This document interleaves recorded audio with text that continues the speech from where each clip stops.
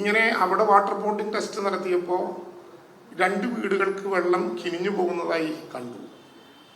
ഈ സ്ഥലങ്ങൾ നോക്കിയെടുത്ത് അവിടുത്തെ നിർമ്മാണ കമ്പനിയുടെ എഞ്ചിനീയർമാർ തന്നെയാണ് ആ ഭാഗത്തിന് ചുറ്റും എഞ്ചിനീയർമാർ തന്നെ പെന്നുകൊണ്ട് ഒരു മാർക്ക് നടത്തേണ്ടതായിട്ടുള്ളത്. ഇത് ദൂരെ നിന്ന് ചിത്രീകരിച്ചപ്പോൾ അതൊരു ക്രാക്കാണ്, അഥവാ അതൊരു വിള്ളലാണ് എന്ന വിധത്തിൽ വിവരമറിയിച്ചു. ഈ വാർത്ത വളരെ വ്യാപകമായി ഇതിനിടയിൽ പരക്കുകയുണ്ടായി. യഥാർത്ഥത്തിൽ താപനിലയിൽ ഉണ്ടാകുന്ന വ്യത്യാസം മൂലം നിർമ്മാണ വേളയിൽ ഉണ്ടാകാവുന്ന ഒരു ശ്രിങ്കേജാണ് അവിടെ ഉണ്ടായത് എന്നാണ് ബന്ധപ്പെട്ട എഞ്ചിനീയർമാർ, ഏതെങ്കിലും ഒരു കരാർ കമ്പനിയുടെ അല്ല, ഔപചാരികമായി ഗവൺമെന്റ് ചുമതലപ്പെടുത്തിയിട്ടുള്ള കിഫ്കോണിന്റെ സാങ്കേതിക വിദ്യയിൽ അതിസമർത്ഥരായിട്ടുള്ള എഞ്ചിനീയർമാർ ഉൾപ്പെടെ ശ്രിങ്കേജ് ആണ് അവിടെ ഉണ്ടായത് എന്ന് പറയുകയുണ്ടായി. സ്വാഭാവികമായിട്ടും ക്രാക്ക് എന്ന വാക്ക് ഉപയോഗിക്കുമ്പോൾ ആളുകൾ ധരിക്കുന്നത് എന്താ, അതൊരു സ്ട്രക്ചറൽ ക്രാക്ക് ആയിരിക്കും എന്നാണ്. സ്ട്രക്ചറൽ ക്രാക്ക് അല്ല അവിടെ ഉണ്ടായത് എന്ന് അന്ന് രാവിലെ അവിടെ ചെന്ന് സംസാരിച്ചപ്പോൾ എഞ്ചിനീയർമാർ ഉൾപ്പെടെ പറയുകയും അത് ഇതിന്റെ ഉറപ്പിനെ ബാധിക്കില്ല എന്ന് ഉറപ്പ് നൽകുകയും ചെയ്തു. ആ ഘട്ടത്തിലാണ് ആ വീടിനകത്തേക്ക് പോയത്. അവിടെ വീടിനകത്ത് പോയി ഈ വര ഇങ്ങനെ രേഖപ്പെടുത്തിയത് ചാനലുകളിലും സാമൂഹ്യ മാധ്യമങ്ങളിലും തുടർച്ചയായി കാണിക്കുന്നത് കൊണ്ട് ബന്ധപ്പെട്ട ഉദ്യോഗസ്ഥന്മാർ പറഞ്ഞത് മാത്രം കേട്ടു പോരുകയല്ല, അവിടെ ഉണ്ടായത് എന്താണ് എന്നറിയാൻ വേണ്ടിയാണ് അവിടെ കയറി നിന്ന് ഇവര് പെൻസിൽ കൊണ്ട് അടയാളപ്പെടുത്തിയതാണ് എന്ന് പ്രസ്താവിച്ചപ്പോൾ പെൻസിൽ കൊണ്ട് തന്നെ അടയാളപ്പെടുത്തിയതാണോ എന്ന് ഉറപ്പുവരുത്താനായി അവിടെ നോക്കുകയുണ്ടായത്. വീടിന്റെ ഉടമസ്ഥനായിട്ടുള്ള നൗഫൽ പോലും ഇങ്ങനെ ഒരു ക്രാക്ക് എന്ന വിവരം കേൾക്കുന്നത് ഇവരടയാളപ്പെടുത്തിയതിന്റെ, ബന്ധപ്പെട്ട എഞ്ചിനീയർമാർ അടയാളപ്പെടുത്തിയതിന്റെ കൂടി അടിസ്ഥാനത്തിലാണ് എന്നുള്ളത് കൊണ്ട് എഞ്ചിനീയർമാർ പറഞ്ഞത് ശരിയാണോ എന്ന കാര്യം നേരിട്ട് ബോധ്യപ്പെടാൻ ആദ്യം എനിക്ക് തന്നെ ബോധ്യപ്പെടണമല്ലോ. എനിക്ക് ബോധ്യപ്പെടാനും ഞാൻ ബോധ്യപ്പെടുന്നത് വഴി അത് ബാക്കിയുള്ള ആളുകളെ അറിയിക്കാനും വേണ്ടിയാണ് അവിടെ അങ്ങനെ ഒരു സംവിധാനം ഉണ്ടാക്കിയത്. നിങ്ങൾ മനസ്സിലാക്കേണ്ടത് ഏതെങ്കിലും ഒരു മഴയിൽ ചോർന്നൊലിച്ചതല്ല ഇത്. വാട്ടർ പോണ്ടിങ് ടെസ്റ്റിന്റെ ഭാഗമായി നമ്മൾ തന്നെ 24 മണിക്കൂർ വെള്ളം നിറച്ച് നടത്തിയിട്ടുള്ള ടെസ്റ്റിന്റെ അടിസ്ഥാനത്തിൽ ഉണ്ടായതാണ്. ഇനി കെട്ടിടം പൂർത്തീകരിച്ചാലോ? കെട്ടിടം പൂർത്തീകരിച്ചാൽ നേരിട്ട് കൈമാറുകയല്ല. കെട്ടിടത്തിന്റെ കരാർ കമ്പനിയുടെ എഞ്ചിനീയർമാർ ഒരു പരിശോധന നടത്തും. കരാർ കമ്പനിയുടെ എഞ്ചിനീയർമാർ പരിശോധന നടത്തിയതിനു ശേഷം കരാർ കമ്പനിയുടെ എഞ്ചിനീയർമാരും കിഫ്കോണിന്റെ എഞ്ചിനീയർമാരും സംയുക്തമായി പരിശോധന നടത്തും.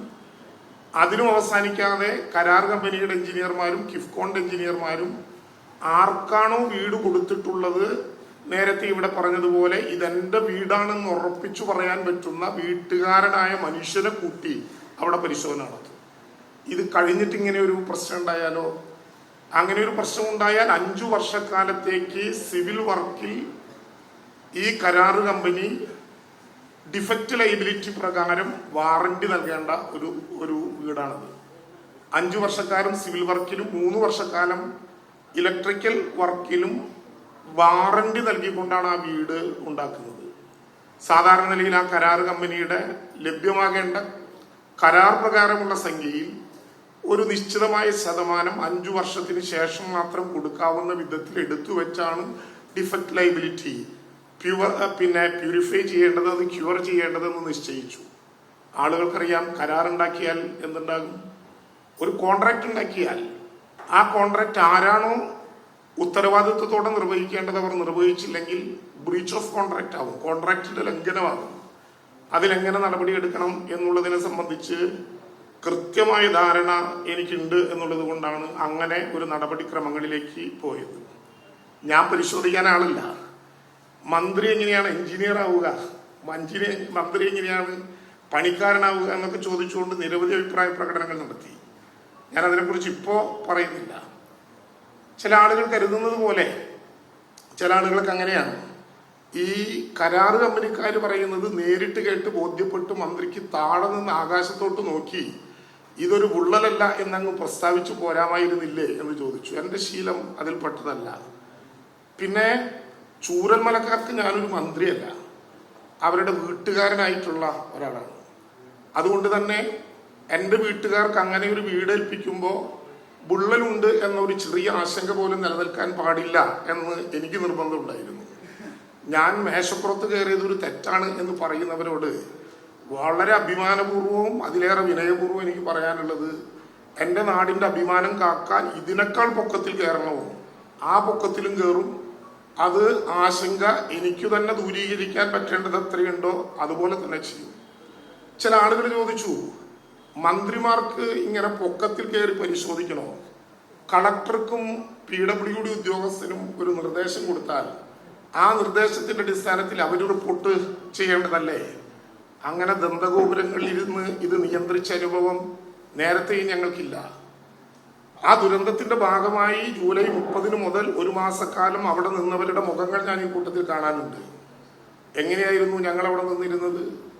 കളക്ട്രേറ്റിലെ ശീതീകരിക്കപ്പെട്ട മുറികളിൽ ഇരുന്നു കൊണ്ട് പ്രോട്ടോകോളിന്റെ വലിപ്പം പറഞ്ഞു നിന്നവരായിരുന്നില്ല ഞങ്ങളാരും. ഞങ്ങൾ എന്നുദ്ദേശിച്ചത് നമ്മളെല്ലാവരും ആ ചളി നിറഞ്ഞ മണ്ണിൽ ഗംബൂട്ടിട്ട് മുട്ടുവരെയും അരവരെയും താഴുന്ന ചളിയിലൂടെ നടന്നു പോകുമ്പോൾ ഏത് പ്രോട്ടോകോളിനെ കുറിച്ചാണ് നമ്മൾ ആരെങ്കിലും ആലോചിക്കുന്നത്?